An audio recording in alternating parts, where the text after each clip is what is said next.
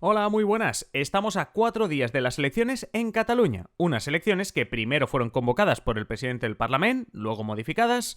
Finalmente la fecha quedó en manos del Tribunal Superior de Justicia de Cataluña. Hoy, en Simple Política, ¿quién puede convocar realmente unas elecciones? Comenzamos.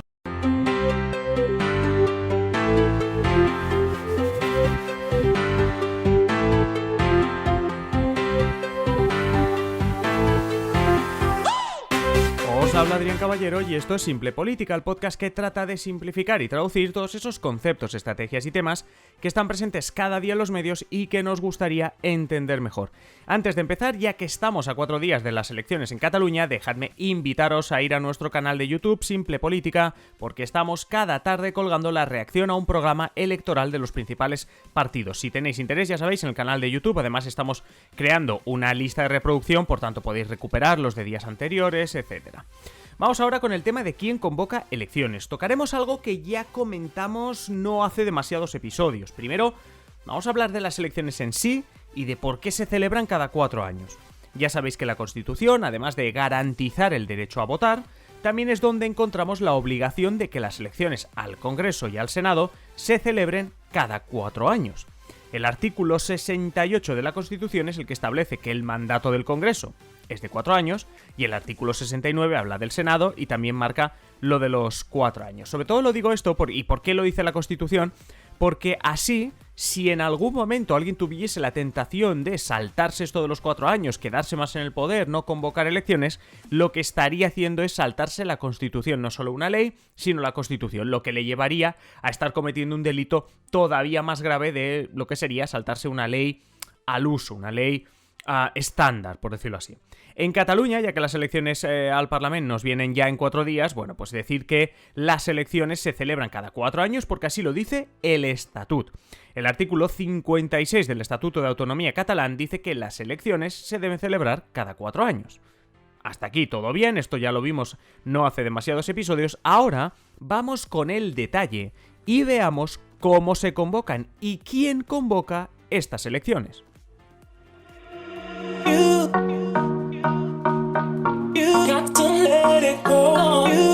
Se trata de saber quién y cómo se convocan las elecciones. Antes de ponernos a mirar eso en concreto, hemos de tener claro que existen 2 opciones a la hora de convocar elecciones, más allá de lo que ha pasado con el Tribunal Superior de Cataluña. Existen 2 opciones, como mínimo 2 dentro, como digo, del funcionamiento normal. O bien se convocan elecciones porque se han acabado los 4 años de la legislatura, y aquí veremos que también alguien debe convocarlas, pero también tenemos la opción de convocar elecciones anticipadamente, es decir, por el motivo que sea, se convocan antes de agotar los 4 años de legislatura.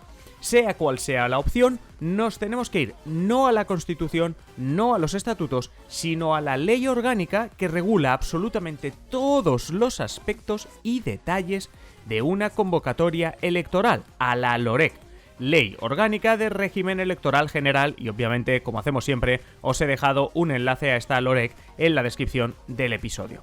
Esta ley sirve para el Congreso, para el Senado, para el Parlamento Europeo y también para las elecciones catalanas. ¿Por qué? Porque el resto de comunidades autónomas ya tienen su propia ley electoral, Cataluña no, y por eso también sirve para las elecciones catalanas. Pero bueno, este episodio sirva también para entender cómo se convocan elecciones en el resto de España y en el Congreso, el Senado, etc.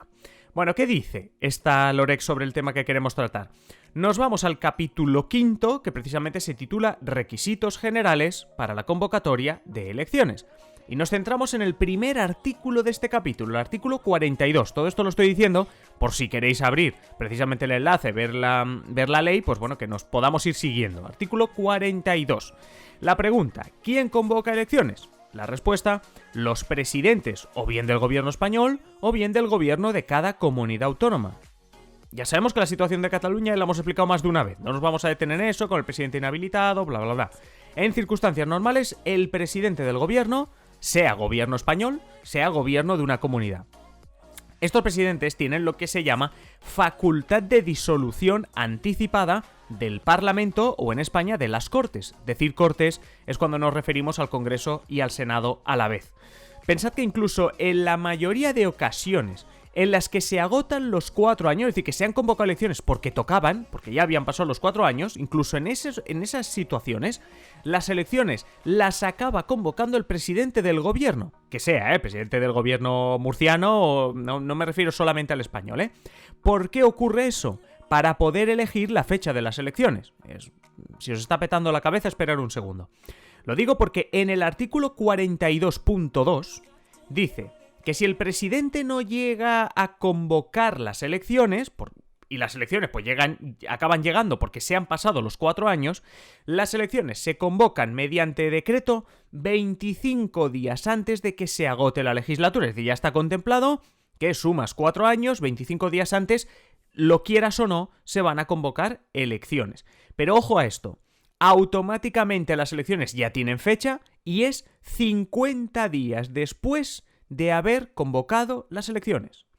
Esto, para que entendáis por qué a veces se convocan un poquito antes.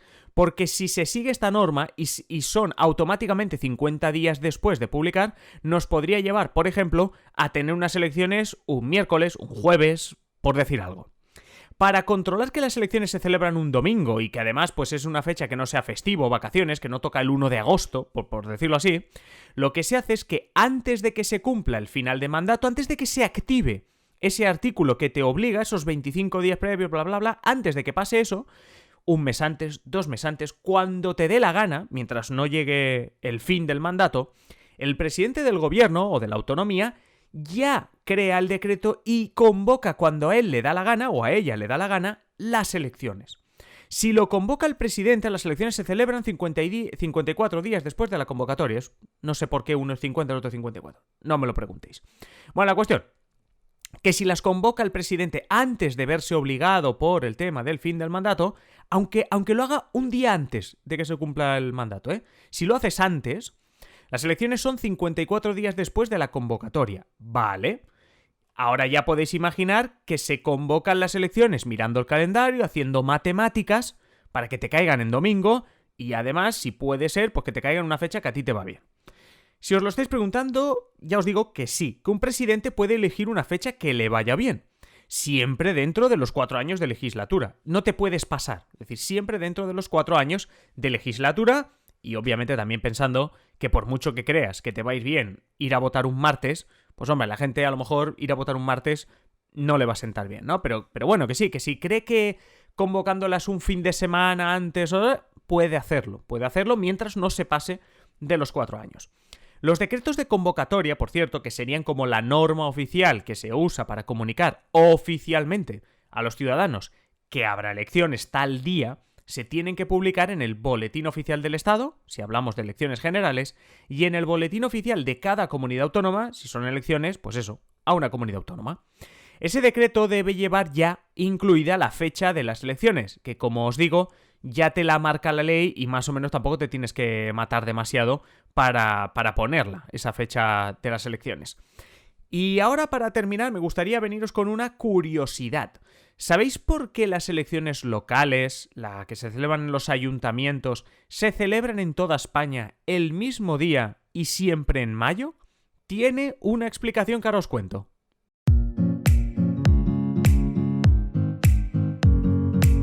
Pues las elecciones a los miles de ayuntamientos que hay en España se celebran siempre el mismo domingo de mayo, cada 4 años obviamente, pero siempre el mismo domingo de mayo en toda España a la vez.